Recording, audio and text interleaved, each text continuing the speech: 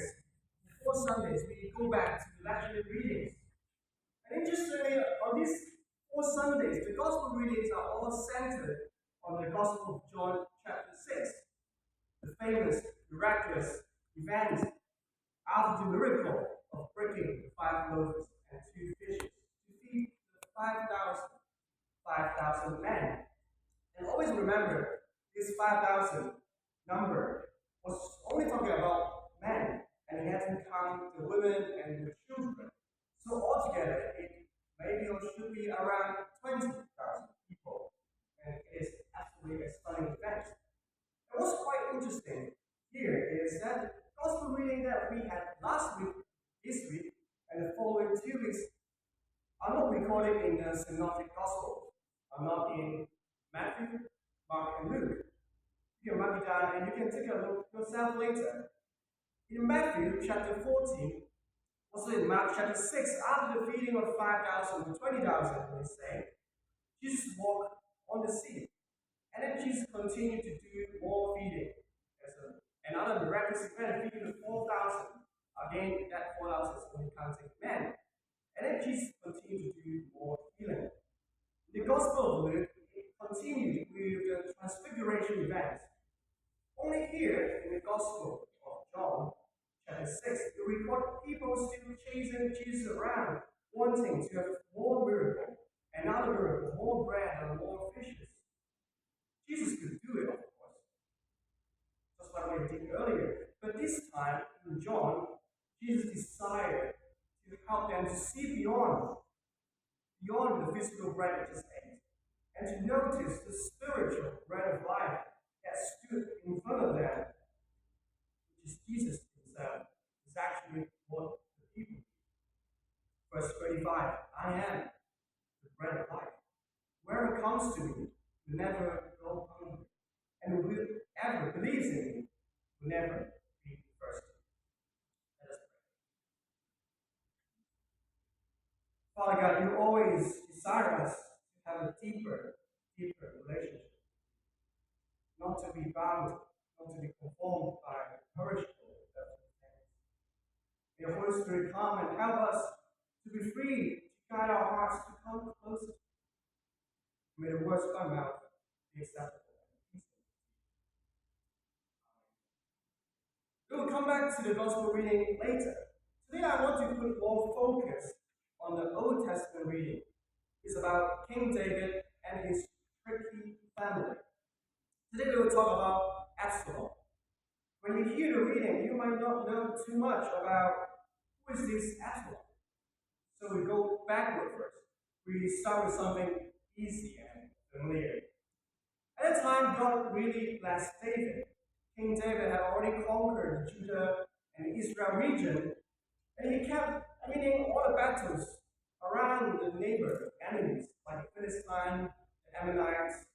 He moved the capital to Jerusalem and even found the Ark of the Covenant and moved back to Jerusalem. So now Israel is quite a strong, new, solid kingdom, never like this before. God's promise was fulfilled. So the good time finally came. But ironically, sometimes when the good time comes, it's also the beginning of a bad time. So you can look at this family tree. Below David, the red line represents his wives, and the below are his sons and daughters. If you are like a young man, like 20 years old, right, you may think King David is really having a great time. But if you are a more mature man, you might shake your head. That's too much. When I got back from my sabbatical trip, my wife and I met, and then we traveled back through Doha in Qatar. We met someone, and we heard about their culture, their history. So it's real. The men in Qatar, they can have 4 Muslim wives at most, but they have to be Muslim. Then my wife suddenly asked me, do I want to live here? Guys, what is your response? What would you answer? Without hesitation, I sensed there's a trap. So quickly sat back to her without answering her question. I know there's another question. So I said, no, no, no, one is enough. One is enough. Then I also said, oh, since it's not the right one, the correct answer, then I rephrased quickly. I said, oh, one is great. One is great. So I'm still alive. So in this family, David family tree, you can also find Solomon, Bathsheba, on the right hand side. You can also see King David has a lot of wives, children, offspring, lots of concubines, the most crowded part there. So it's becoming a big family, and there for sure will have a lot of tricky issues, especially when it comes to the question, who will inherit the throne after David? So now you know the background, a big, tricky family. I'll move on to some names. Joab. Joab. Joab is a warrior and also a very faithful servant of David. He will come up later. Amnon. Amnon is David's eldest son. His mother is Ahinoam. He's a big guy, but not smart. There's a chance that he might inherit the throne because he's the eldest son. And then Tamar and Absalom. Their father is David, their mother is Michal. So they are full siblings. It means that Tamar and Absalom, they were close, while Amnon, compared to them, they are only half siblings because their mothers are different. Absalom has a very special signature, which is his stunning appearance. He had a long, beautiful hair. And the Bible said, in all Israel, there was not a man so highly praised for his handsome appearance as Absalom. On the top of his head and the sole of his foot, there was no blemish in him. So he's like a K-pop star, but all natural, all natural. There's no flaw in his appearance. And this might be weird to you. At the time, it's a great indicator to inherit the throne. If you are handsome, you are tall, you have a high chance to inherit the throne. So this is not something I made up. King Saul also, at that time, at his time, he was the tallest and most handsome one in his time. So it means that Absalom also had high chances to inherit David's throne. So after the background and the names, so here's the story. Started with Amnon and Tamar. Amnon, who was half brother to Tamar, he liked her. He liked Tamar. But he did an awful thing to her. He set up a plan. He forced Tamar to have a sexual relationship with him. But what was even more awful, after he slept with her, he dismissed her rather than marrying her. You may wonder why still marry her. After that, there was a complicated one. Because many of the Moses law were violated, and while their bloodline were related. But long story short, as a result, Tamar was the biggest victim. She was greatly ashamed, and Absalom, the full brother of Tamar, must be fierce, very angry. Afterwards, Absalom took care of her sister and decided to set a trap to kill Amnon. Maybe because of the anger, because of sister was hurt and ashamed, maybe also because of the anger towards David, his father, because David didn't do anything about that. Maybe also because the desire to get on the throne. If he killed Amnon, who was the eldest son, now he would make him possible, the best possible candidate for the throne, because he's number the third. The second one is kind of normal, not handsome, not nothing special. But then Absalom has the best chance because he's a very good candidate, because he's a good appearance. So 2 years later, he set a trap, and his servants obeyed his order and killed Amnon. That's the time Absalom had to flee for 3 years, but also afterwards he set plans so that his father, King David, eventually reconciled with him and invited Absalom to go back to Jerusalem. But reconciliation was never Absalom's desire. His desire was to steal the throne. He has the perfect appearance, now he's legit, to the throne as a successor, and he showed to the people that he would do something that his father was hesitant to do. So, chapter 15, after Absalom returned to Jerusalem, his desire dragged him deeper. Now he wanted to extend it further to win the hearts of the people. Absalom proceeded to popularize himself with the people. If you read the Bible, chapter 15, this is kind of crazy. He got a chariot, he got a horse, and 50 men to run in front of him around the city almost every day. He made a habit to sitting near the city gates and sympathizing with men who came to the king with petition. It means when someone goes through the city gates, Absalom will go up, care for him, to kiss him, to show the king usually do. So he took up the king's task. Basically, he did everything a king would do for 4 years. The Bible said Absalom stole the hearts of the people of Israel. At last, the final step was to be made a king. Many people now favored him. He even recruited 200 officials who were serving David before to join him. Even David's father-in-law also joined him. It seems that everything was going very smoothly, all according to Absalom's plan, according to his desire. After he became a king in Hebron, he marched his army towards Jerusalem. David fled. Eventually, David had to stand against his son because his son Absalom was hunting him down. Before the war broke out, in chapter 17, verse 14, a special character came. That character is God. God intervened in the war plan. The Bible said, in order to bring disaster to Absalom. So fast forward, the war broke out in the forests of Ephraim. David's army had the victory, killing around 20,000 enemies. So how about Absalom? Absalom didn't die in the battle.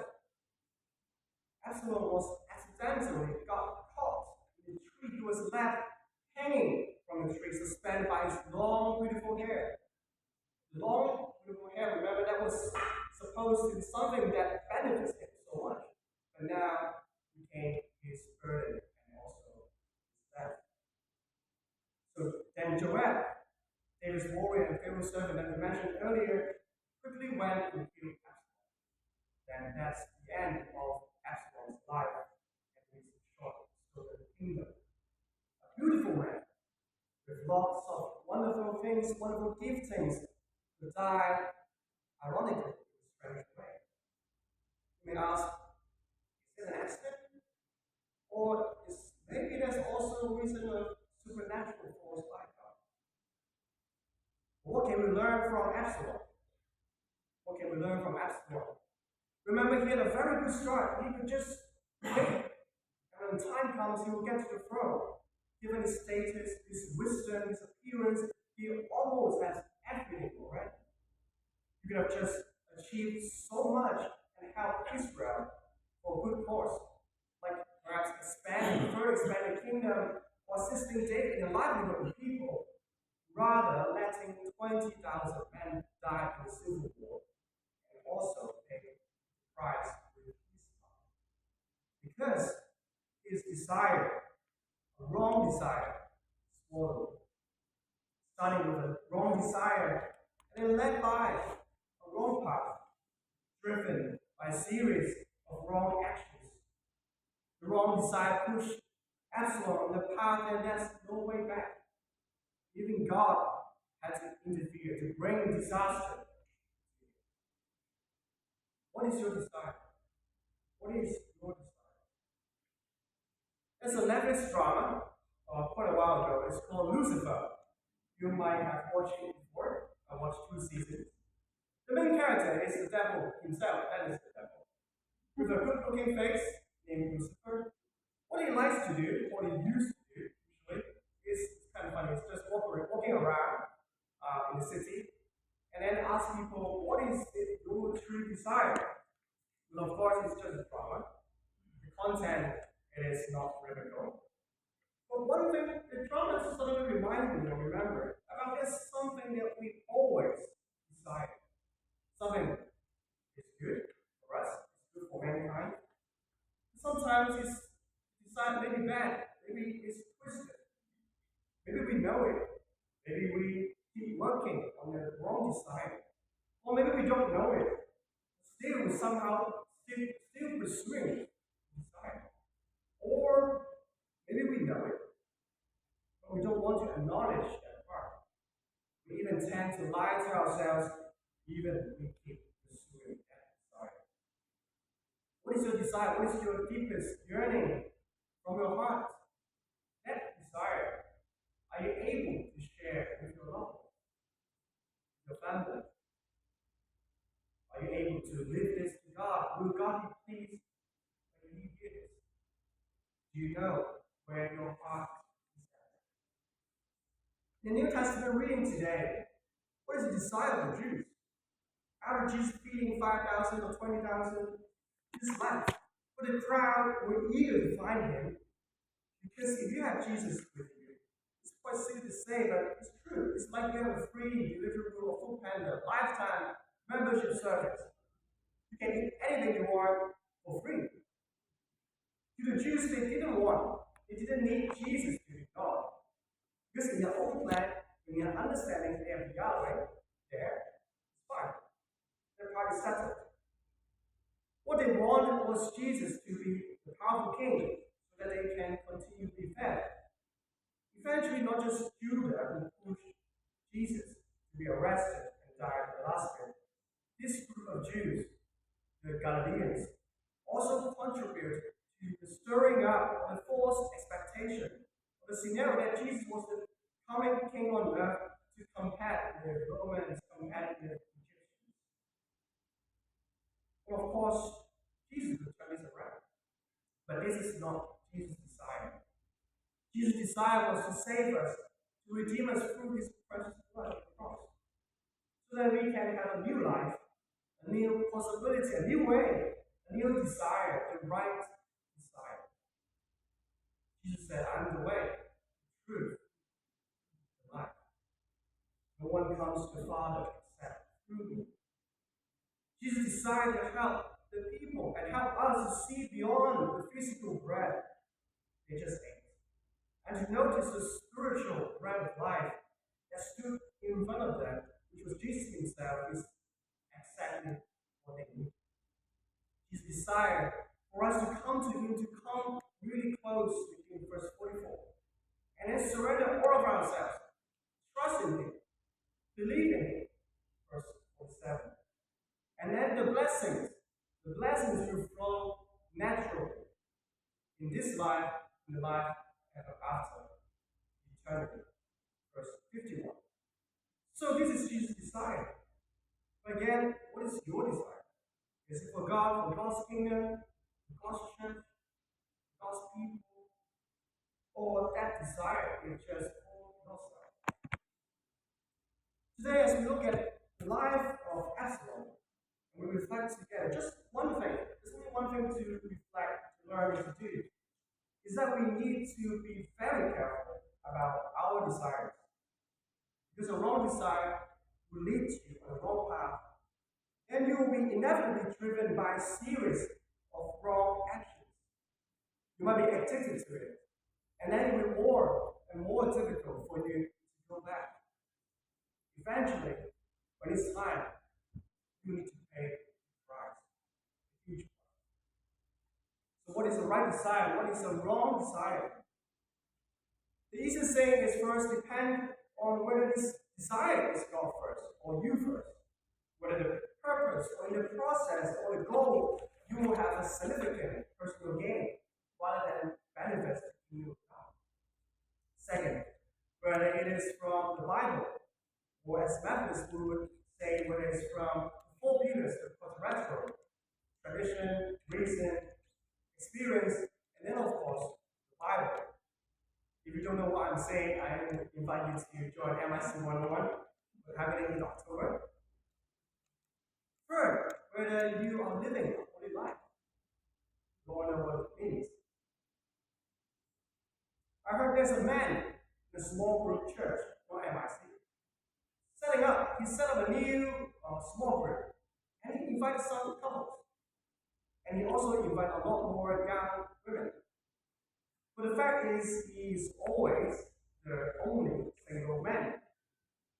After a while, some people tell the pastor know that, because since he wanted to have a Christian girlfriend and a Christian wife, so that he set up a small group, and then he's the only single man that became more easy to get it. It seems it's a legit desire to have a Christian partner.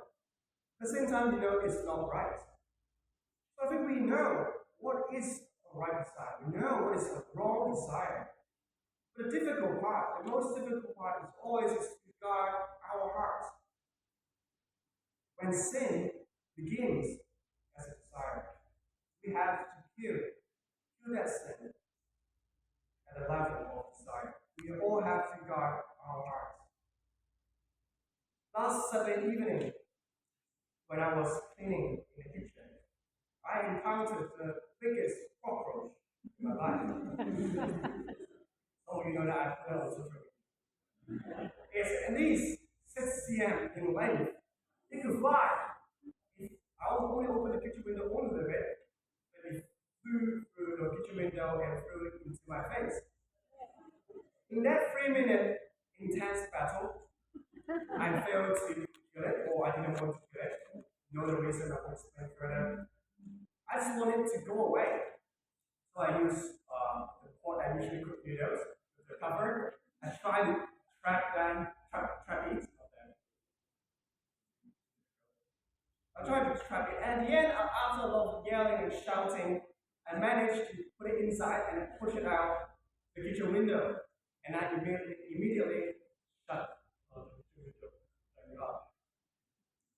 And from that day onwards, I never opened the kitchen window at night. Even in its daytime, I'm still very cautious or even paranoid if I open the window. When I open the window, I will look around, try to listen if there's any sound. Then right afterwards, that evening, when I go back to cleaning, still very long, then I thought, if that situation is our faith situation, if the cockroach was our sin, the cockroach was our wrong desire, I would say God definitely wants us to be cautious when we face sin. God definitely wants us to be paranoid when we face our wrong desire. Rather than giving up every time and ask God for forgiveness, or even ask God for forgiveness in advance, then do it again and again. In fact, ironically, we might be more gracious to sin, to the wrong desire, rather than to the cockroach. We might be fully alert to the cockroach, look around, see whether it's still around, or bring friends. But allowing sin to enter to our house, allowing sin to enter our house of faith, allowing sin to enter into our life. So from today onwards, I encourage us all to guard our hearts. We all constantly pray to God to reveal our desire. When sinful thoughts or wrong desires comes in, we have to respond. We have to fight against it. Say, if it is lust, go take a cold shower, do fasting. If it is jealousy, you may go to charity, do outreach, experience kindness. If it's addiction, go change your environment, throw away those stuff. But the song just sang earlier, speak Jesus. Put Jesus into every day of your life. There's always a way out. Acknowledge and do something about it. Totally surrender your control to God. So today, ask yourself, what is your desire? What is you truly desire? Is it for God or is it for yourself? As the worship team comes up and lead us to sing a new song.